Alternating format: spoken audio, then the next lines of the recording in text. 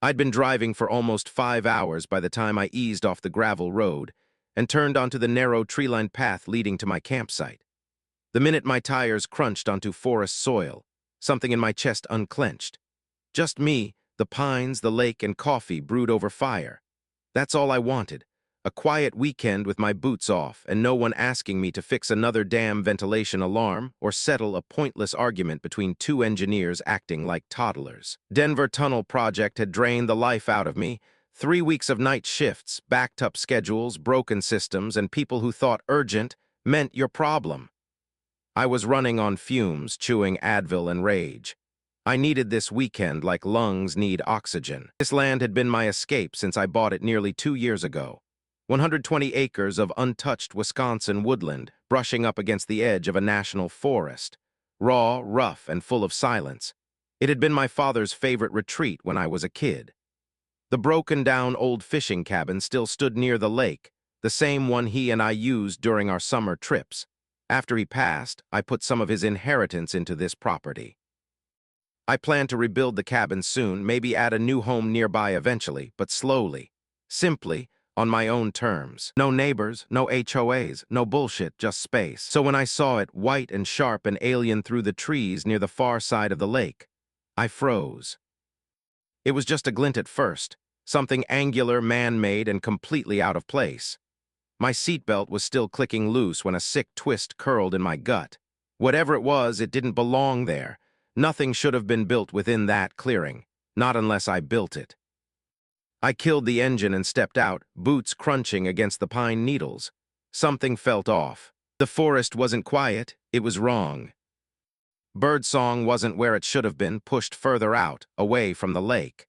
The usual rhythm of the woods had shifted, and faintly, hidden beneath the wind, I heard it. A low hum. Generators. No. I started walking down the hill, carefully but fast, heart thudding in my ears.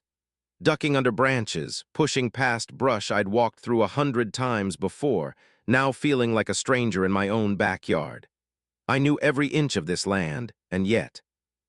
When I broke into the clearing, the breath left my chest like I'd been punched. There it stood, a full-blown 2-story suburban house, right in the middle of my goddamn forest. Vinyl siding gleamed too bright under the fading sun. Fake stonework clashed against real pine and years of moss. A wide concrete path led to a landscaped front porch. Turf grass rolled out like a showroom demo, solar panels winking at the sky. It was a model home. In my clearing. I stood there stunned, my tool shed gone, the fire pit I dug with my own hands buried, the pine tree where I tied my hammock. Someone had cut it down and sunk in a metal signpost its place. But it was the sign itself that lit the fuse. Now selling, Phase 3, Willow Pines Nature View Estates. Luxury model home open daily. Inquire at Gatehouse. They weren't just on my land. They were selling it. I let out a single stunned laugh, short, hollow, it echoed through the trees like a gunshot. No rage yet, just disbelief. I pulled out my phone and started taking pictures. Wide angles, close-ups, documenting. My hands shook not from fear, but from the sheer insanity of what I was looking at. I had kept this land off-grid. No easement access, no MLS listing, no public invites. No one could have built here. No one was supposed to even know it existed. And yet here it was, like it had grown overnight. I walked straight up to the front door because damn right I did. My land, my right, knocked hard. A man opened the door halfway, wearing a neon safety vest and a frown.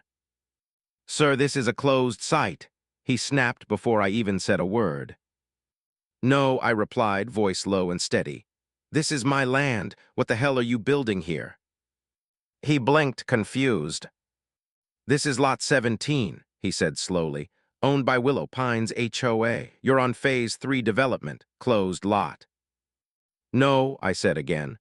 "I'm Trace Madison, parcel number 497. See, this is Lot 17. This is private, unlisted, deeded land, mine. You're trespassing, and this construction is illegal as hell." The guy turned pale. He called someone. I called the county sheriff. 20 minutes later, 2 squad cars rolled up, lights off, but serious. A clipboard-carrying project manager in designer loafers came marching up with a fake smile and a folder like it made all this legitimate. "Must be a misunderstanding," he said. "Here the lease agreement." I scanned it fast, adrenaline pumping. Leaseholder, Tracy M. Deason. I looked up, slow and cold. "That's not me. That's a fake name with a typo." "According to county records," he started. "No, not according to real records." The officers exchanged glances but stayed neutral, said it looked like a civil matter, told us to remain calm, contact a lawyer, get the courts involved. Another shrug. Another "not my job." I watched as the site crew packed up for the day, left everything behind. My land, their house, and a porch light that flicked on at dusk like it belonged there, like it had always been there. I slept in my truck that night, right at the edge of the clearing, my pistol on the passenger seat, porch light blinking through the trees like an insult. I didn't sleep, I planned. Rage is dumb and loud, I needed something sharper. This wasn't just going to be a fight, this was going to be surgical. Tomorrow, I was heading into town. And I was going to turn over the whole F***ing system, until it handed me back what was mine. The morning after I found a prefab monster standing in my forest, I woke up cold and clear-headed, cradling black coffee brewed on a camp stove and staring at a porch light that didn't belong. Rage had done its job, it woke me up. But a blunt tool only goes so far. What I needed now was precision. Paper trails, legal records, coordinates. Lies that could be peeled back layer by layer until the truth cut like a wire through steel. So I folded up my table, packed the stove, and took a drive east into the county seat. One long, winding hour of pines and cracked asphalt. Just enough time to rehearse how I'd calmly explain to a government office drone that someone had redrawn my borders on paper and built a model home on land I legally owned since 2021. I had my deed. I had my tax records. I had satellite maps printed out with the parcel number marked in bold. I even had photos of the old property line before they covered it in lawn turf and real estate lies. What I didn't have yet was their mistake. Or rather, their crime. The county land office looked like every bureaucratic cave you've ever seen. Beige walls, laminate counters, windows that didn't open. A guy at the desk with a badge that read Brad looked up at me like effort hurt. I gave him my parcel number, 497C. Explained briefly. Private land, inherited, bought outright, no easements, no leases, and as of 48 hours ago, now has a model home and a fake for sale sign nailed to my soil. He nodded along at first, then typed it into the system, his face shifting, subtly, the way someone squints at two images that don't quite match. "That's weird," he murmured. I leaned in. "What is?" He spun the monitor so I could see it. "Your parcel record is here, but the GPS coordinates show this."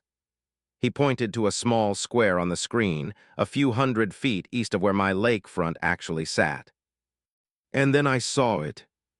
My land, according to this updated map, had been shifted. Not by an inch, not by a technical misprint. Whole acres. They'd cleanly sliced off my western slope, the same slope leading to the water's edge, the exact clearing where the house now stood.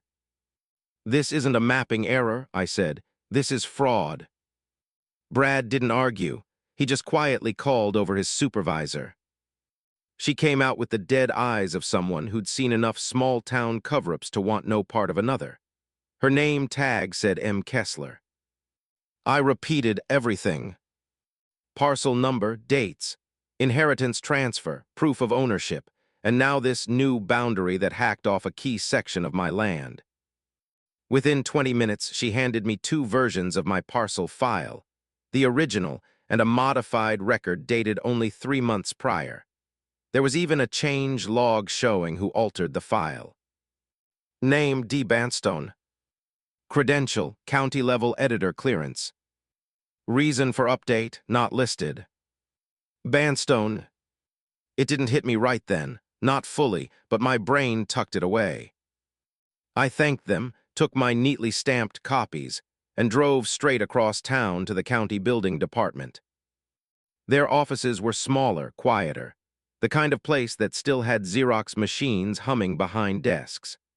I asked for the permit files on the structure built on parcel 497C, fully expecting some bureaucrat to laugh, dismiss me, or say the permit didn't exist. But no. The older clerk behind the desk, glasses on the tip of her nose, answered politely. Model unit, phase 3, 1 permit pulled. She handed it across the counter without blinking, like the whole thing was routine. Sure enough, the permit had been signed off like it was the most legitimate build in the county file system. Emergency expedited status. Approved by the zoning board. Submitted under the name. Tracy M. Deason. That fake name again. The permit sketch was attached, complete with false coordinates and a red highlighted section labeled Phase 3 Willow Pines Development. And then the light finally clicked on in my mind. Bandstone, Derek Bandstone. The name I saw associated with the county development office back when I was doing my due diligence 2 years ago. I'd Googled him once, found out he worked in zoning and licensing. Thought to myself, good thing I'm not buying property anywhere near his jurisdiction. Turns out I was dead center in his pocket. Derek Bandstone, married as memory served to Corinne Bandstone, the Stepford-polished woman who chaired the Willow Pines HOA. I remembered her name from newsletters and town meetings I skimmed before buying the land. Small-town royalty with big plans and designer power suits. Suddenly, this wasn't a mistake. It was a scheme. They didn't just pick random forest to build on. They picked mine. And they'd done it from inside a system, designed to bend around paper and priority access. I walked out clutching the permit like a smoking matchstick, drove back to camp, sat on my fold-out stool near the truck, and got to work. Over the next day, I turned my weekend into a forensic operation. Every document I had, triple copied. I scanned, laminated, and stored them in waterproof sleeves. I traced paths with red marker on maps. I labeled wild satellite overlays with thick black Sharpie and my real coordinates. Then I hired someone. Manny. A surveyor I found through a forestry forum I'd been on for years. Independent, certified through the state, the type who spent more time in boots than in loafers. We met at my property line with satellite photos, deed records, state boundary markers, and GPS logs. Then we walked it. Every foot. Trees, rocks, the slope. Flag markers went down. Manny's face hardened the further we got. When he tapped the steel pin at the edge of my lakefront and turned to me, it was official. This is your land without question, he said, crouching to snap photo evidence. Their house, it's dead center on your legally registered property. Not an inch of doubt. Then he added something that chilled me more than the air. They didn't just steal land, man, they planned this. Someone knew your exact coordinates and altered them. By sundown, I had a GPS-confirmed printed survey, Manny's signature on every corner, time-stamped field logs, and notarized proof. And yet, that house still stood. The porch light still glowed, as if to mock me. New signs appeared near the path the next morning, freshly stapled to trees like sales pitches in a war zone. Nature meets luxury. Lakefront homes now selling. I didn't respond with more words.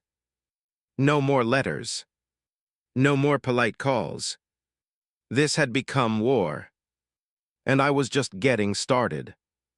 They wanted a polite cease and desist letter. They thought I'd go away quietly. They thought I wore flannel and boots because I didn't know how to fight back. They were dead wrong. With my land survey confirmed, notarized, and GPS stamped by Manny, and with forged documents and altered property lines stacking up like a paper Jenga tower, I knew the window for patience had closed. So I didn't waste another minute. While they mailed out flashy flyers with phrases like "natural living with modern elegance," I built an arsenal. A legal one. A digital one. One that couldn't be touched. First step, I documented everything again, but this time I layered it. Deep, indisputable layers of proof. Drone footage sweeping over the clearing, framed to show the model home in full view against the original property markers. Map overlays, with GPS data from Manny's verified survey pinned to every pixel. Photos of every violation, trees cut, water access blocked, patches of soil violated by decks and poured concrete. Audio recordings time-stamped, including the conversations with county staff, everything labeled, indexed. If they tried to gaslight me, they'd have to do it in court, and I would bring a flash drive-shaped nuke when they did. Next step, a lawyer. Through a contact in the construction industry, I was introduced to Alana Voss, a land dispute attorney from up north with the kind of reputation rural counties whisper about after verdicts. Polite voice, Midwest manners, venom behind her vowels. First call went like this. I have original ownership records, GPS-confirmed survey, fake lease papers with a misspelled name, altered GEES data, and a prefab palace squatting on my dirt. I'll take the case, she said. They're gonna regret thinking you were just some hermit in a tent. Music to my exhausted ears. Together, we drafted a formal notice of trespass and unauthorized construction, naming key zoning laws and citing federal land registry statutes. Even threw in the relevant civil rights codes for good measure, Alana's touch. Once it was printed, notarized, and signed off, I marched right back to the model home and posted it to the front door, inside a weatherproof plastic case, bolted shut with metal rivets. Let them take it down, they'd only make the case worse. I waited. 2 days passed. Nothing. No phone call, no rep, no lawyer email, just more brochures, more signs. And that damn porch light that flicked on every night at dusk like it still owned the darkness. They thought it was a bluff. So I showed them it was. The next morning at 6:00 a.m. sharp, the flatbed truck rolled in, hauling an excavator and 2 contractors I knew from an old gig in Michigan. Good guys, owed me favors, and more importantly, didn't flinch when I dropped the line.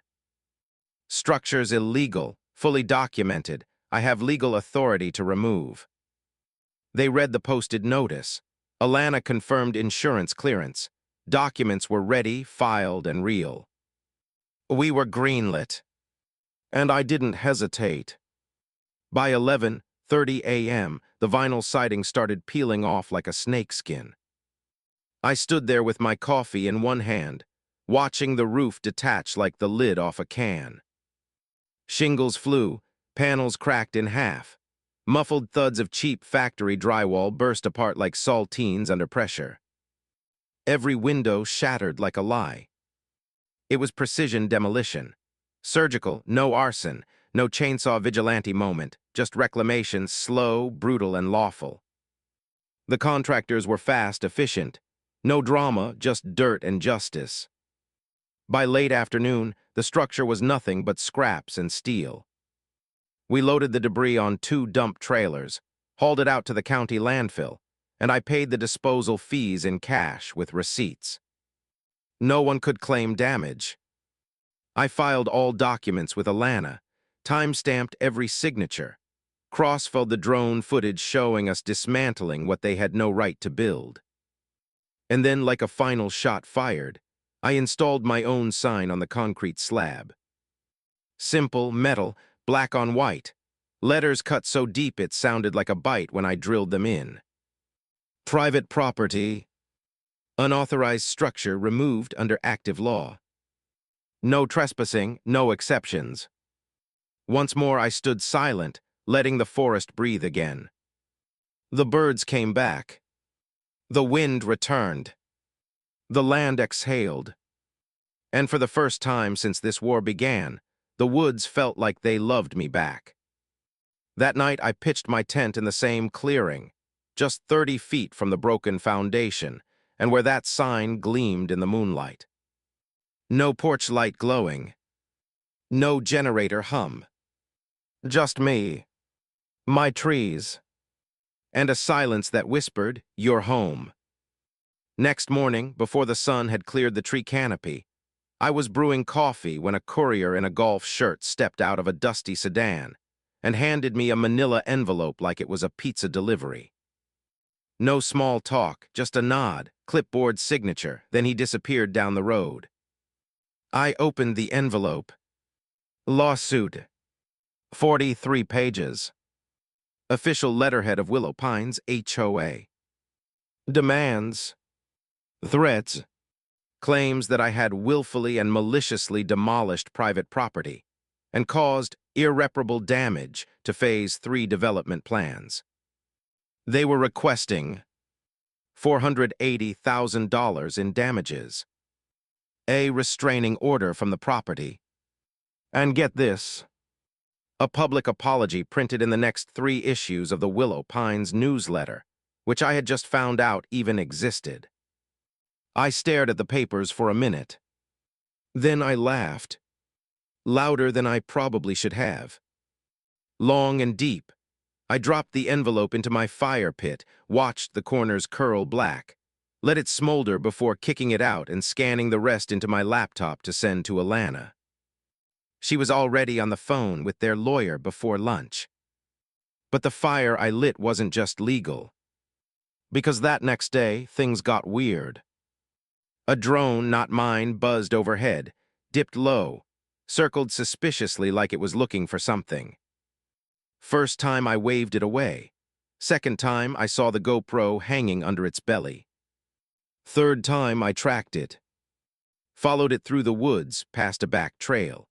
Found a rental SUV down a fire access road, and behind it, some guy with a laptop, headphones, and a long lens camera. He looked up like a kid caught stealing cookies, tried to flash a badge. Private investigator, it read. Name Jerome Slade. I flipped the badge over. Expired 2 years ago. I called the sheriff again. This time they didn't shrug. Slade was detained. Turns out he'd been hired by an anonymous client at Willow Pines HOA. Translation, Karen. They were spying on me, filming, looking for evidence of criminal behavior.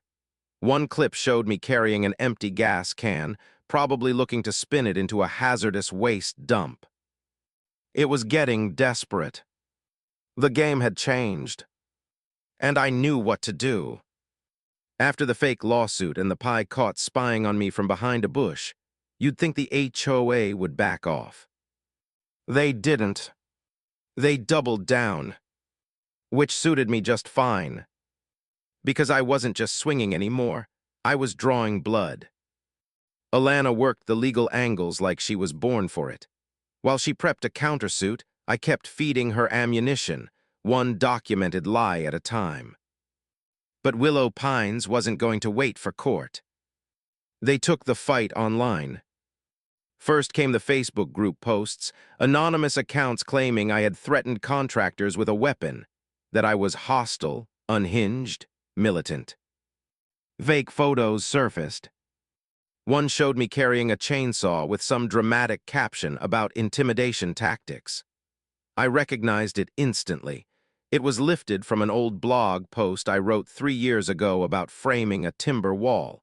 They hadn't even changed the background. Then came the flyers, glossy, professionally printed. Stapled to trees near the road again, this time with my face on them. They referred to me as a danger to civil development in bold caps, claimed I de-sabotaged a permitted community expansion, spun the whole illegal house built into a heroic tale of growth, ruined by an angry extremist. And then the piece de resistance, a public letter to the community, signed by none other than Karen Banstone, president of the HOA and queen of Stepford privilege. In it, she painted herself as a victim, described Willow Pines as a visionary project suffocated by rogue aggression, and me. She called me a radical vigilante, someone who responds to inconvenience with destruction. It came complete with a stock photo of her smiling, with a golden retriever in front of a white picket fence. They were publishing propaganda. I didn't respond, not directly, because while they doubled down, I was going underground. Step 1, turn the truth into a fortress. I uploaded every document, my deed, county maps, before and after drone footage, Manny's surveyed coordinates, even the demolition videos, onto a blockchain-based land registry. Unalterable. Immutable. Authenticated by cryptography, not opinion. No more screenshots and forged PDFs. No more fake lease agreements from someone who forgot how to spell Tracy. This wasn't about who said what anymore. I made it impossible to lie.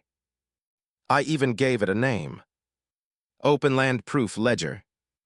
Public record, public defense, truth in code. Alana was impressed. This is either genius, she said, or terrifying. Both, I told her. Step 2, go deeper. Because now, this wasn't about a house on my land. This was about how they got permission to build it. The cracks widened during discovery. Alana obtained internal HOA communications, partial invoices, draft permits, and email logs, and it all started to unravel. Badly. First, we found out the model home had been built without final inspection. The permit file claimed a building inspector named Reginald T. Knights had signed off on it. One problem, Reginald Knight retired 5 years ago. His name was slapped on a PDF that had been digitally manipulated. Alana brought in a forensic document analyst, a guy who investigates forgery for insurance companies. He ran a full analysis. Signature had layering artifacts. Date stamps didn't match internal metadata.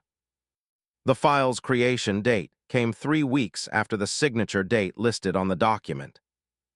The county seal had pixel distortions, telltale signs of Photoshop fraud. We had a certified report. Court admissible. Nails, coffin, bang.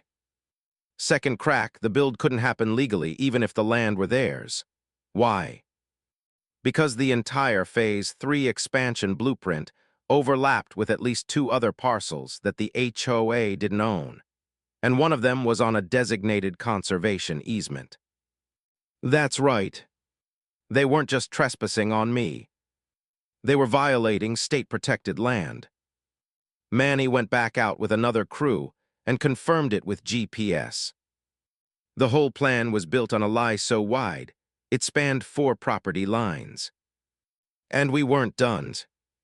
The smoking gun arrived by accident, emailed to Alana by a clerk who didn't realize we shouldn't have seen it.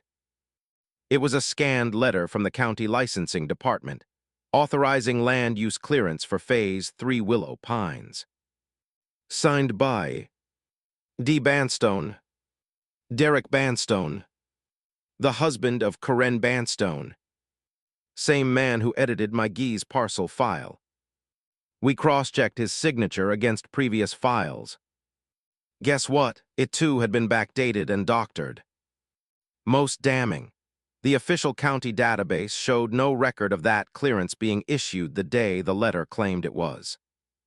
So to recap, heavy fake lease under a phony name. Heavy altered Gee's parcel data entered by a county employee who's married to the HOA president. Heavy model home built without inspection clearance. Heavy forged approval letter. Heavy entire phase pulling electricity and water off unowned or restricted land. That wasn't just shady. That was felony-level corruption. And I had it all in a damn hardcover binder. Step 3, give it a name. I launched a basic site. Stolen Pines.org. Just a splash page at first. Interactive maps showing my deed-confirmed land. Screenshots of every altered permit. PDF downloads of forensic reports. Side-by-sides of survey maps. Drone footage of the demolition. Chain IDs linking to the public blockchain registry. Within a few days, it went viral. Not global viral, but enough that it started bouncing from Reddit to a local real estate blog. And then finally, the local ABC affiliate. A reporter showed up at the gates of my path.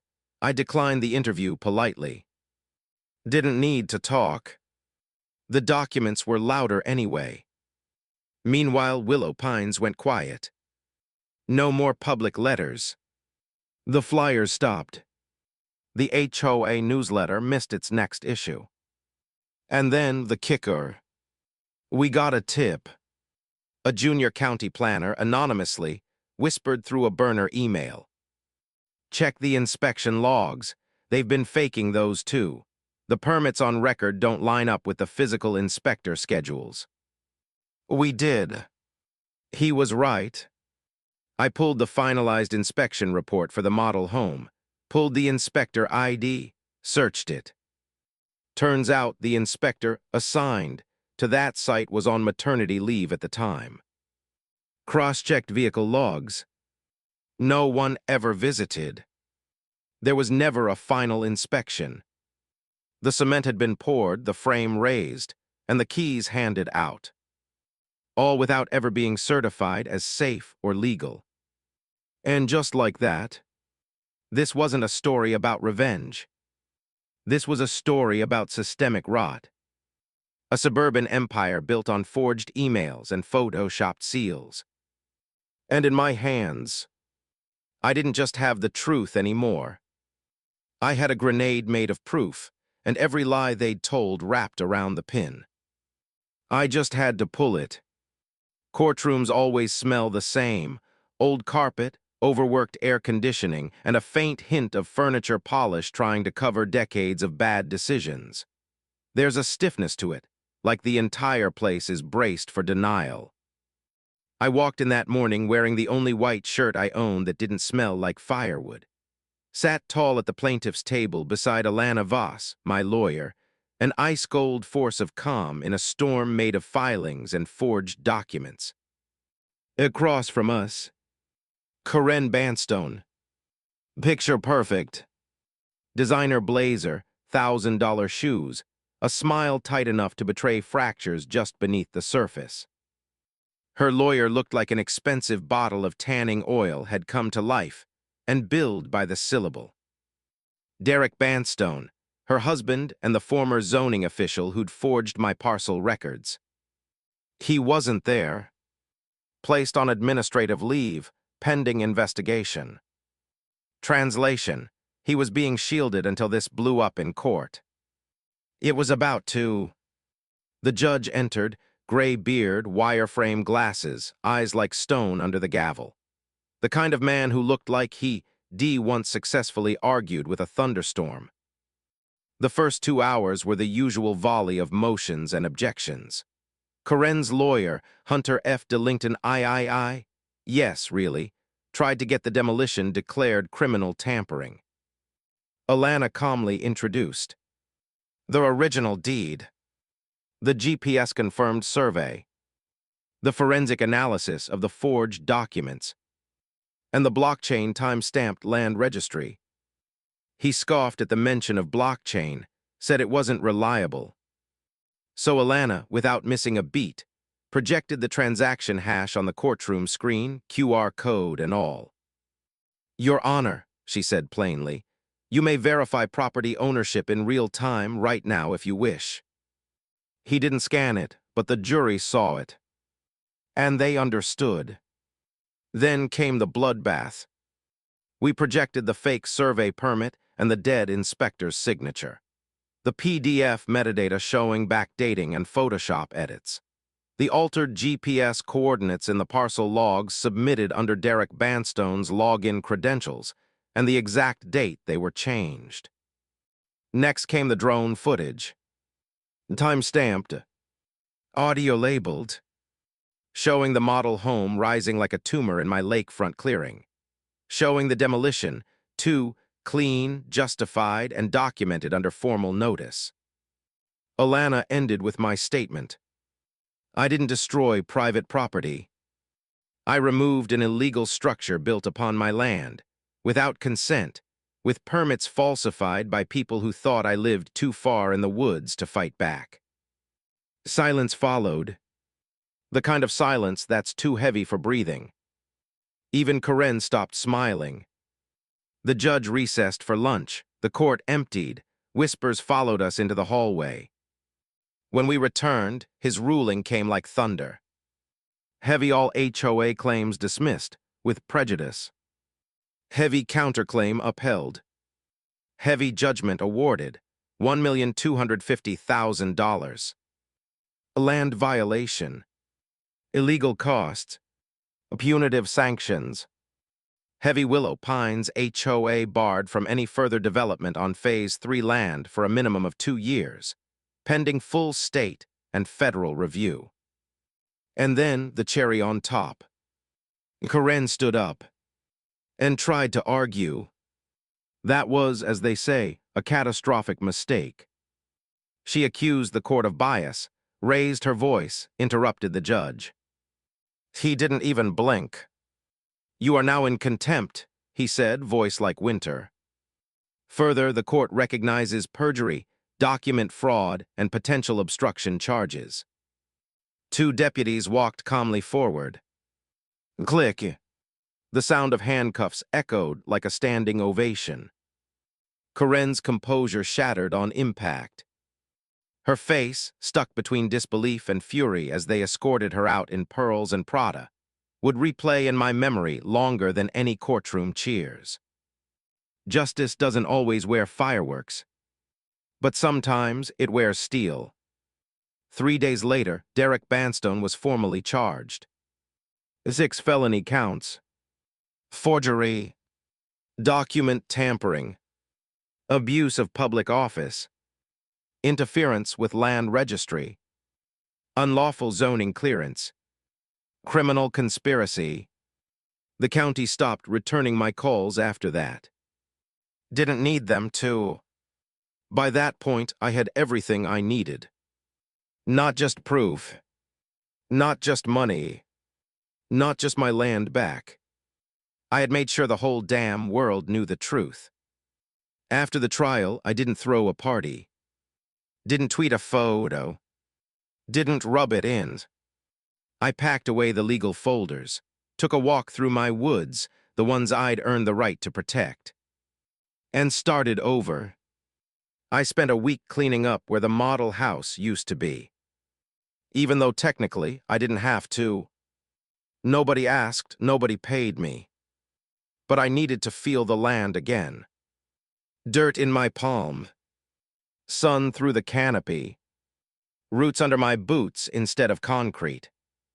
Where once stood a monument to greed, I built something simpler. A wide-frame gazebo made of reclaimed cedar, positioned over the same foundation slab. No walls, just beams, benches, an arch facing the lake. I called it the Land Rights Pavilion. Hung a hand-carved wooden sign above the arch. Here stood a house built by greed, removed by law, protected by truth. Manny laughed when I told him the name, said it sounded like a national park attraction. We sealed it with a copper plaque. Since then, local hikers stopped to rest there. Old fishermen use it as a lunch spot. People leave notes inside a waterproof box bolted to the frame. One turned into a folded card with a photo of the gazebo at sunset. Scrawled on the back, "You didn't just protect your land. You reminded the rest of us we can, too." I kept that one in my wallet. Fallout came like autumn leaves. Heavy state licensing board opened all of Derek's past projects. He wasn't the first land shift, just the first one to face someone who fought back. Heavy 3 homeowners in Phase 3 sued, when they realized they bought homes on overlapping or misrepresented land. Two settled. One joined a class action lawsuit. Heavy Willow Pines development was frozen. The HOA board was dissolved permanently. And Corinne Banstone. After a brief jail stint, she resigned everything. Then, in what might be the single most tone-deaf career pivot in history, she got her real estate license. Didn't take long for the internet to catch up. She was showing a lakefront to a couple from out of state when the wife squinted, pulled out her phone, and asked, "Wait a second, you're her, aren't you?" The HOA lady who got bulldozed. The woman held up a YouTube video titled, "HOA Corinne tries to evict landowner, gets wrecked by justice." 9.7 million views. The couple passed. Bought in a different state. Corinne hasn't sold a property since. As for me, I didn't keep the full settlement, just enough. Round Pushpin rebuilt my dad's old fishing cabin, kept the sole, replaced the beams. Round Pushpin bought the 20 acres adjacent, just to be safe. Round Pushpin registered everything in the same immutable registry. Round Pushpin started a legal defense fund for other landowners. We called it Not 1 Inch.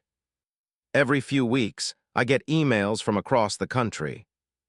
Some need advice. Some want hope. Some want to fight back. I tell them the same thing. Document everything. Don't blink. And if you're right, burn them with the truth.